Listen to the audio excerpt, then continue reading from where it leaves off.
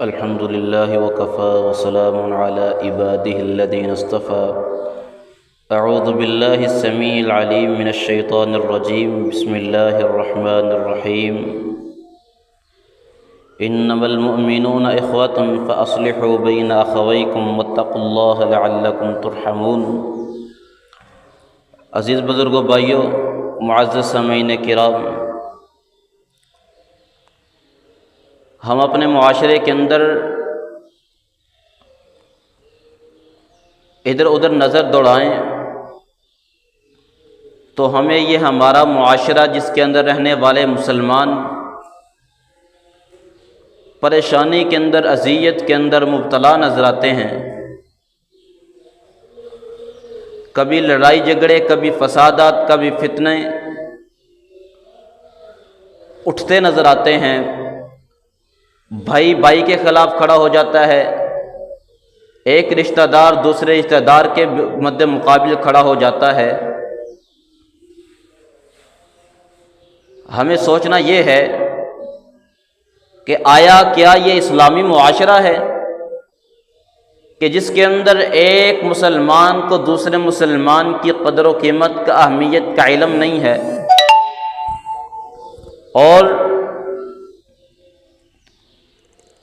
ایک مسلمان سے دوسرا مسلمان بھائی پریشان ہے؟ یہ اسلامی معاشرہ نہیں ہے. اسلامی معاشرہ کس چیز کو کہا جاتا ہے؟ اسلامی معاشرہ کس چیز کا نام ہے؟ اسلامی معاشرے کے اندر کیا چیزیں ہونی چاہیے؟ وہ کون سی چیزیں ہیں جو ایک معاشرے کو اسلامی معاشرہ بناتی ہیں،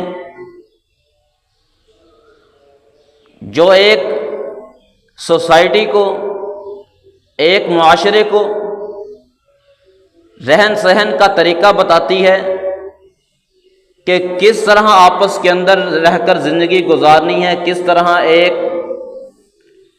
شخص کو دوسرے کے لیے مددگار، ایک دوسرے کے لیے رہنا چاہیے.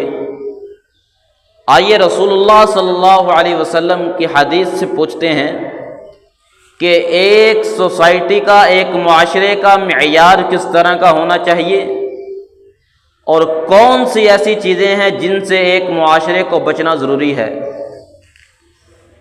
عن ابی ہریرہ رضی اللہ تعالی عنہ قال رسول اللہ صلی اللہ علیہ وسلم. ابو ہریرہ رضی اللہ تعالی عنہ اس حدیث کے راوی ہیں. وہ بیان کرتے ہیں کہ رسول اللہ صلی اللہ علیہ وسلم نے فرمایا، لا تحاسدوا.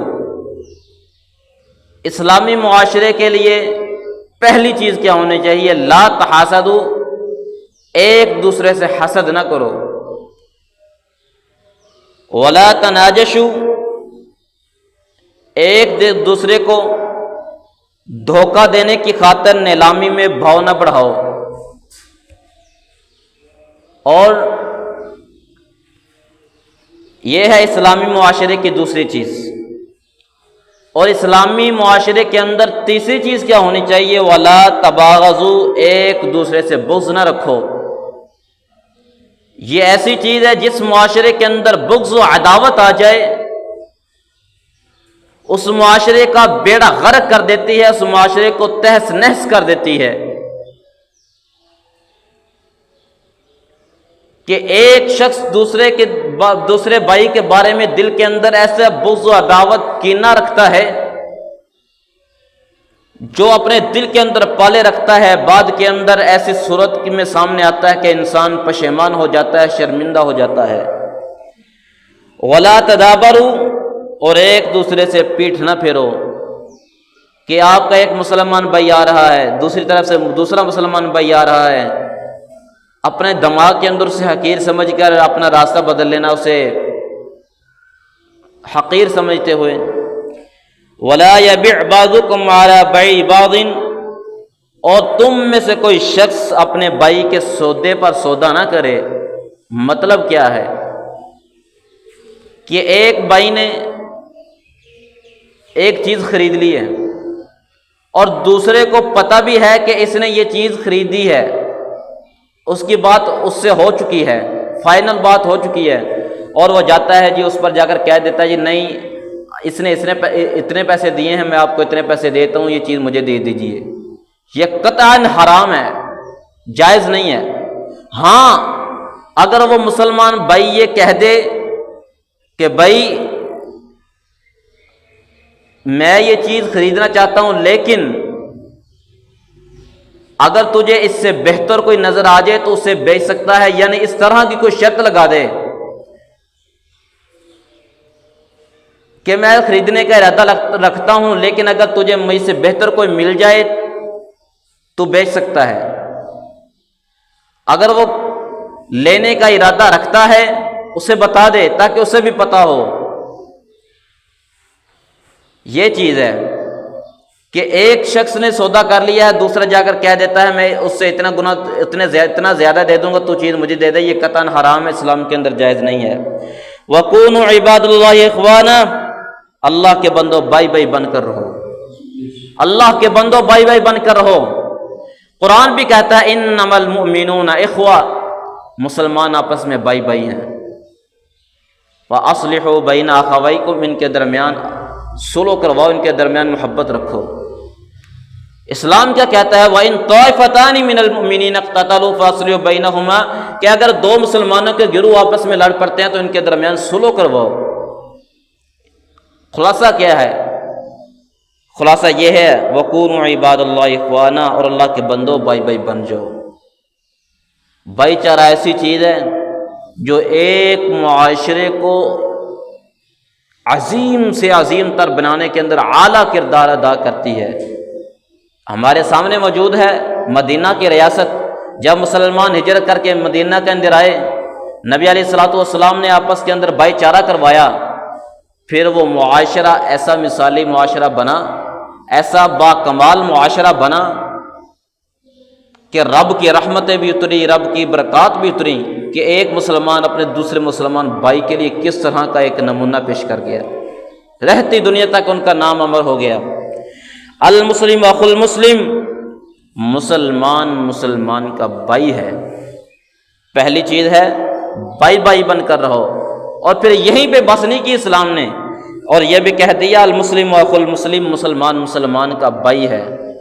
اور بھائی کہیں بھی اپنے بھائی کے خلاف نہیں چلتا، بلکہ ہاتھ کے ساتھ ہاتھ ملا کر چلتا ہے، ایک بازو بن کر چلتا ہے۔ لا یظلمہ، وہ اس پر ظلم نہیں کرتا، ولا یخذلہ، نہ اس کو بھی یار و مددگار چھوڑتا ہے، کہ اگر مسلمان بھائی مصیبت کے اندر ہے، تنگ دستی کے اندر ہے، پریشانی کے اندر ہے، اس کا ساتھ دے، اس کی پریشانی کو ختم کرے، اگر وہ مقروض ہے اس کے قرض کو ادا کرے، اگر وہ یار و مددگار ہے اس کا مددگار بنے، یہ ہے مسلمانی کا تقاضا۔ ولا یکذبہ، نہ اس کو جھوٹا سمجھے، ولا یحقرہ، نہ اسے حقیر سمجھے۔ التقوی ہاہنا، تقوی یہاں ہے۔ وَيُشِيرُ إِلَىٰ صَدْرِهِ 3 مرات، امام کائنات صلی اللہ علیہ وسلم نے جب یہ کہا نا کہ تقوی یہاں ہے، 3 بار اپنے سینے کی طرف اشارہ کر کے فرمایا تقوی یہاں ہے، تقوی یہاں ہے، تقوی یہاں ہے۔ بِحَسْبِ امْرِئٍ مِّنَ الشَّرِّ، آدمی کے برا ہونے کے لیے یہی کافی ہے، أَن يَحْقِرَ أَخَاهُ الْمُسْلِمَ، کہ وہ اپنے مسلمان بھائی کو حقیر سمجھے۔ کیا علامت بیان کی ہے کہ ایک آدمی کے برا ہونے کے لیے یہی چیز کافی ہے کہ وہ اپنے دوسرے مسلمان بھائی کو حقیر سمجھے، اسے اپنے سے نچلا سمجھے۔ کل المسلم علی المسلم حرام، مسلمان کی ہر چیز دوسرے مسلمان پر حرام ہے، یعنی چیز کو اس کی اجازت کے بغیر استعمال کرنا یہ حرام ہے۔